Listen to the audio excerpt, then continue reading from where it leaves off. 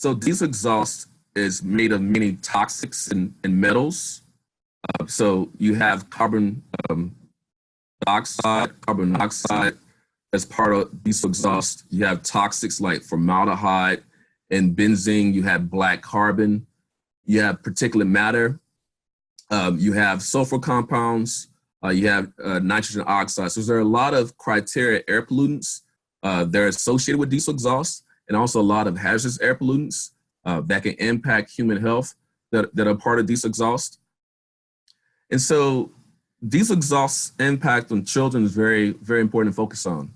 So if you think about the short-term effects of diesel exhaust, it can lead to irritation in the eyes, nose, your throat, and lungs. It can leave you lightheaded, leave you weakness, numbness. It can cause chest tightness and wheezing, coughing. So for people who have asthma, exposure to diesel exhaust can really exacerbate that asthma. It can lead to decreases in lung function. But you think about why diesel exhaust is so problematic for children and those exposures in their learning opportunities.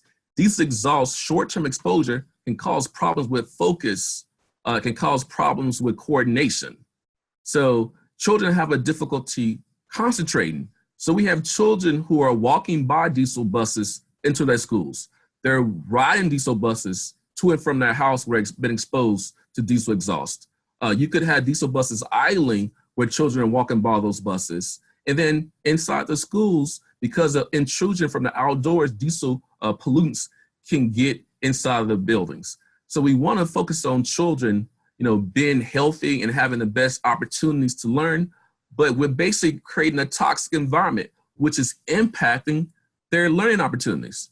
So how can we expect children to excel in the classroom when those who ride buses are being exposed to toxicants that put a cap on their learning opportunity? So one of the major constituents, we talk a lot about diesel particulates. We're talking about particulate matter. So you have different types of PM. You have PM10, which is the large particles like dust and pollen. You have PM 2.5 microns. So that's a part of diesel exhaust and other combustion byproducts when you think about fossil fuels. So you can think about traffic-related air pollutants. And you look at particulate matter, it's much smaller than you look at this example of a strand of hair. When you think about microns. So a strand of hair is much larger than a typical particulate matter that we're exposed to. So you can have PM10, PM2.5, and also PM1. That's 1 micron. So that's the really small, those ultrafine particles that can impact human health. And the reason why I want to focus on PM is very dangerous because it can impact lungs. It can scar alveoli, it can scar your lungs. It can lead to asthma attacks. It can cause stroke. It can impact lung function. It can cause heart disease. It can cause low birth weight, very low birth weight births, birth defects, increased infant mortality. It can increase respiratory symptoms. It can lead to cancer. It can lead to premature death. So PM itself causes a lot of damage. But another part of PM that's really important to focus on, PM can carry other toxicants, can carry metals into your bloodstream to different organ systems. It can carry toxicants like lead, arsenic, and mercury across the blood-brain barrier to impact the development of a child's brain. So you have sensitive groups like children. Think about particulate matter exposure, pregnant women, older adults. These groups are susceptible. But PM, again, is very, very dangerous when you think about public health because of all these health effects. And for children who may have asthma, that PM could lead to asthma attacks, could lead to asthma-related hospitalizations, and can lead to asthma department visits, hospitalizations, and emergency room visits. So for example, in the state of Maryland, the first graph shows you the percent of children asthma prevalence in Maryland versus the US from 2001 to 2010. So you can see it ranged from 11 to 11.8% of children in the US and from 2001 to 2004. You see that rate is a little bit lower in the state of Maryland. But then you go from 2005 to 2010, you see that the range is about 13 to 60% for children in the state of Maryland versus the range of 12 to 12.6% in the US over the same time period. So you have large number of children who have asthma in the country during this period. But then you go to the next graph, you see disparities in current asthma amongst children in the state of Maryland from 2008 to 2010. And reason why it's important to highlight that you have children of color, Latino children, African-American children who have higher rates of asthma than other populations like white children. So potentially these kids are kids who may be riding school buses. These kids are kids who may be walking by school buses. These kids are kids who may be in schools where you have a lot of school buses idling, where the diesel exhaust is moving from the outdoors indoors during the times where they're supposed to be learning, but they're being exposed to toxic contaminants.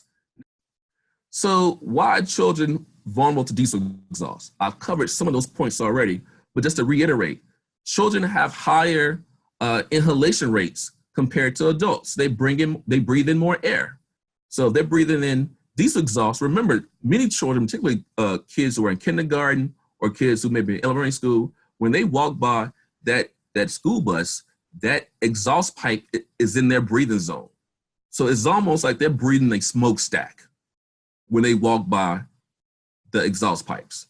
Their immune systems are still developing, so they don't have the resistance against these exposures compared to adults. They also, many kids, if they're not outside, if they're not inside on their video games or their iPads or laptops, they're outside more than adults are. They're more physically active than adults are. So that means when they're being physically active and they're around diesel exhaust, their inhalation rates are also at a higher rate. Children spend more times outdoors than adults do, so they have a risk of exposure, high risk exposure to outdoor air pollution, particularly those children who may go to school on school buses or may live in neighborhoods where a lot of school bus traffic, or just may live in neighborhoods with a lot of car traffic, and they can be exposed to what we call traffic-related air pollution. They're also more vulnerable, and I mentioned this before about the immune systems are still developing, but their lungs are still developing. So they're more susceptible to damage from exposure to toxicants such as diesel exhaust, such as particulates, such as the carbon monoxide, nitrogen oxides, the sulfur dioxide, the formaldehyde, the benzene. These chemicals can really damage their lungs. Ultrafine particles and also polycyclic aromatic hydrocarbons, PAHs, can cross into the bloodstream, cross the brain, and really impact neurological development. They can cause inflammation and impact learning development. So it's not just the fact that acute exposures impacts children when it comes to diesel exhaust, the ability to have coordination, to focus when they go into their learning environments. The chronic exposure can lead to this neurological damage, which is something that we really have to think about, and why we need to transition from dirty diesel to clean electric buses. The children's brains are also vulnerable because smaller doses of toxicants can impact development compared to an adult's brain.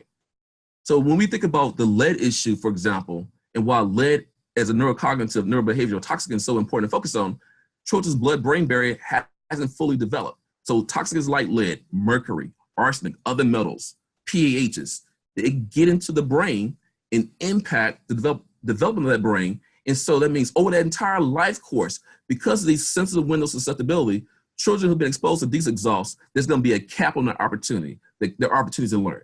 It can impact them as adults as well. So just to reemphasize these points, since they're on the buses, they're going to be exposed to diesel fuel, diesel exhaust more than others are, like adults. They can be exposed, again, while they're on the bus, where they're playing their loading zones, where buses are idling. Again, exhaust can get into the schools. One California study said that old school buses have higher levels of diesel exhaust compared to cars, and up to higher levels of diesel exhaust and diesel pollutants compared to the statewide average. So again, there's an exposure disparity when you think about children and diesel exhaust, and children in general when it comes to traffic-related air pollution, why we need to focus on them as a vulnerable population and also a susceptible population. And there's a major environmental justice issue when you think about children and school buses. Children of color, children in low-income communities differentially ride on school buses that burn diesel fuel, so they're going to be exposed to higher concentrations of diesel exhaust than other children. These children also live in communities where they may have other sources of air pollution, major industrial sources of air pollution, like factories, petrochemical facilities. It could be a coal-fired power plant, but other locally unwanted land uses that can impact environmental quality and impact human health. And again, what's important to note for children is the cumulative impacts, not just the one chemical, there are multiple chemicals in diesel exhaust, but the other chemicals that are also coming from these industrial hazards. So we have to look at the cumulative impacts of those hazards, the cumulative impacts of air pollution on children, and that's why this is a major environmental justice issue, and that's why we need to focus those efforts, the supplement funds, in communities that are overburdened, in areas where kids are disproportionately riding school buses, so we can reduce pollution that's impacting their development, and the pollution that's also impacting their opportunities to learn, and pollution that's impacting them across their life course. And so just to sum this up, diesel exhaust has 40 different cancer-causing toxicants. Diesel is very important because it can cause health effects like headaches. And one community I'm working in Bladensburg, they have a lot of industrial traffic, like diesel trucks, and they also have a lot of school buses. So it's communities like Bladensburg across the country where these resources will be really useful. Thank you.